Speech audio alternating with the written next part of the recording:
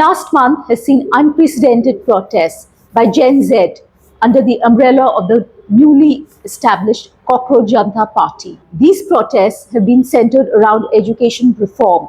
These protests caught the union government off guard and forced the resignation of Union Education Minister Dharmendra Pradhan. The blame for this is not only of government, right, starting from the 1950s to now.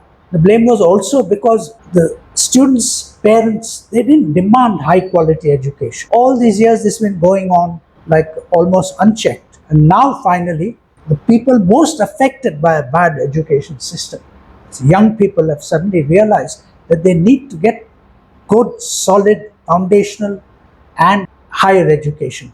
And only then they can become employable, not only in India but globally. Mr. Pradhan had no idea that he has to answer and explain his policies to the people. And this has to be done via the media. Hi. The last month has seen unprecedented protests by Gen Z under the umbrella of the newly established Cockroach Janata Party. These protests have been centered around education reform. These protests caught the union government off guard and forced the resignation of Union Education Minister Dharmendra Pradhan. To comment on these developments, I have with me Dilip Thakore, publisher, editor of EducationWorld, India's #1 education magazine, started way back in 1999 with the mission statement to build the pressure of public opinion to make education the #1 item on the national agenda. The Cockroach Janata Party's agitation in Delhi has taken the country by storm. Dilip, what's your reaction to the sudden rise of CJP? I think it's a very welcome development. It's in the national interest. It shows that finally even young people have become aware that the education that has been dispensed to them for the past 60, 70 years has been substandard. And it's finally, there's an awakening that you need good education if you want good jobs, good employment, good standard of living. And I would say you can't entirely blame, the blame for this is not only of government, right, starting from the 1950s to now. The blame was also because the students' parents, they didn't demand high quality education. They didn't quite understand that you have to have human capital development is a foundation of all kind of development.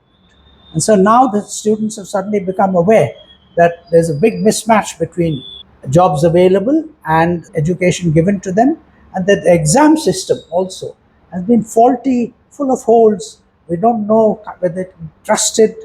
All these years this has been going on like almost unchecked. And now finally, the people most affected by a bad education system, young people, have suddenly realized that they need to get good, solid, foundational and higher education.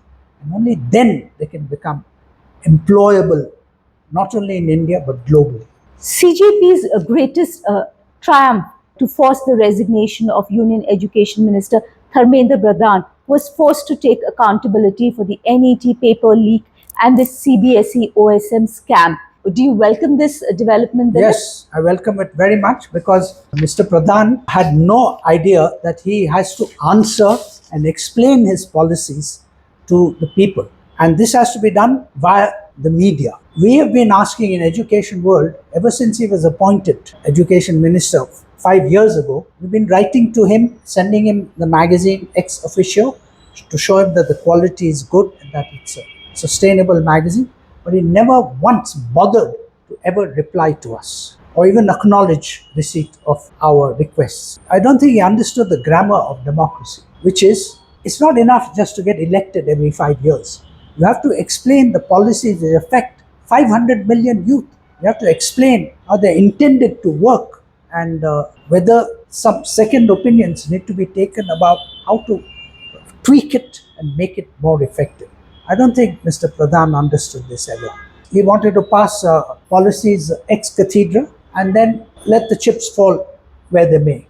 And he never thought it's necessary for him to explain. We asked him many times, let's not forget interview, let's have a conversation.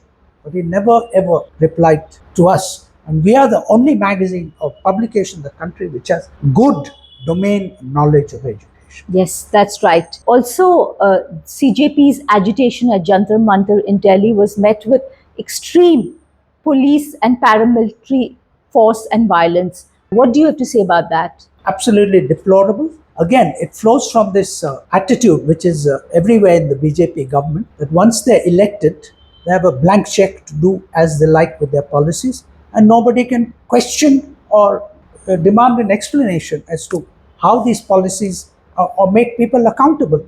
And this reaction, this violent reaction to young students with hitting them with batons with studded nails and firing pellet guns on them because they were marching towards Parliament. Nothing wrong with it. When I was a student in London, we marched right up to 10 Downing Street to present our memoranda. Nothing wrong with it. And to react in such a violent way is beyond imagination. It's highly deplorable, and it's indicative of this government, everybody there in the governments, not believing that they have to explain, discuss, and negotiate policies with the people whom they will have the greatest impact upon. CJP's protests in Delhi have now been followed by student protests in Jharkhand, where students are protesting public service recruitment exam scandals. So, exam paper leak scandals seem to be happening every day and everywhere. It's not well known in this country that the whole examination system is absolutely corrupted for the past 40 to 50 years. The modus operandi of whoever was in government, for legislators, most of them come from the dominant castes in the village, where things haven't moved at all for the last 50 years, and the people at the bottom of the pyramid have remained at the bottom of the pyramid, and these upper castes and classes are not answerable to anyone. They have imported their kith and kin into positions in recruitment agencies, into exam paper correctors, academic positions, teachers' positions. These are not very well qualified people. And the whole recruitment process, right for the last 30, 40 years, has been biased. The priority of many of our legislatures, in fact, the majority of them, is to get their kith and kin into high paid education sector jobs. Education has been made into a high wage island. The salaries of teachers in government schools, as opposed to market wages, are very high. So there's a natural temptation to get your kith and kin from the village and make them government school teachers. These are substandard teachers. So there's a lot of recruitment scams have been going on for decades. And the outcome of that is the quality of teachers, especially in government schools, is very poor. I think that also applies to a certain extent in academia, which is higher education institutions. Education World for the past 26 years, like I said earlier, it was established in 1999 with the mission statement to build the pressure of public opinion to make education the number one item on the national agenda. So for the past 26 years, Education World has been highlighting the deficiencies of India's education system, especially its public education system as well as private. And we've actually been a lone voice in the wilderness. Nobody really has taken notice. This entire ecosystem of education, which is broken and needed fixing from as soon as we became independence, successive governments haven't really paid attention to education reform. So now the volcano was waiting to erupt, which has happened now on the roads of Delhi. What do you have to say about that? That's true. Somehow it's quite strange, but education world has been like the elephant in the room. Everybody's pretended we didn't exist. Even when we want cooperation from industry, whether we want it from academia, that is higher education, it was very difficult for us to get through and talk to people.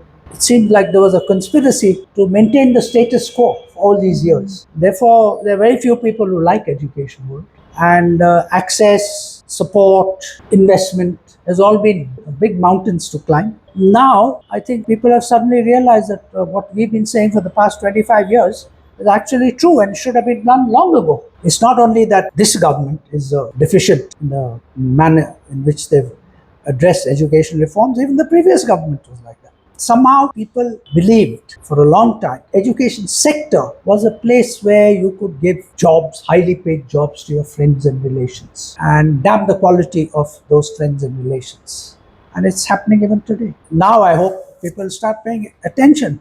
We've been blowing the whistle for the last 26 years with limited effect. So, do you have any words of advice to CJP, which now has become a force to reckon with, and everyone is talking now about the power of Gen Z to change the country's future roadmap? Your comment.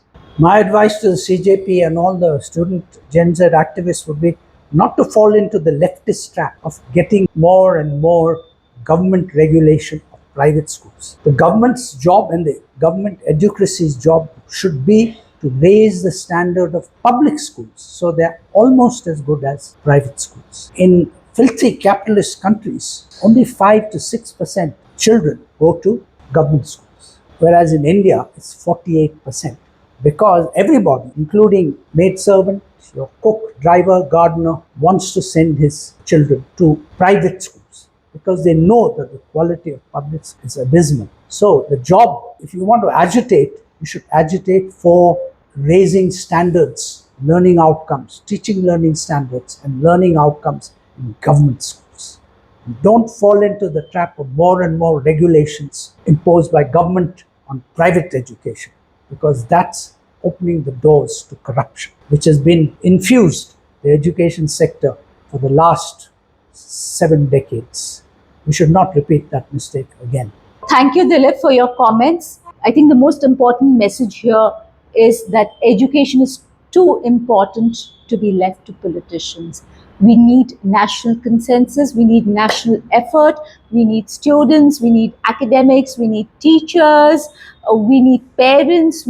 It has to be a national effort to make education reform the number one item on the national agenda. Yes, unfortunately, right from 47 to today, our benighted leaders and policy formulators have not understood that universal quality education for all, not only for a thin slice of the middle class, is the non-negotiable precondition of national development.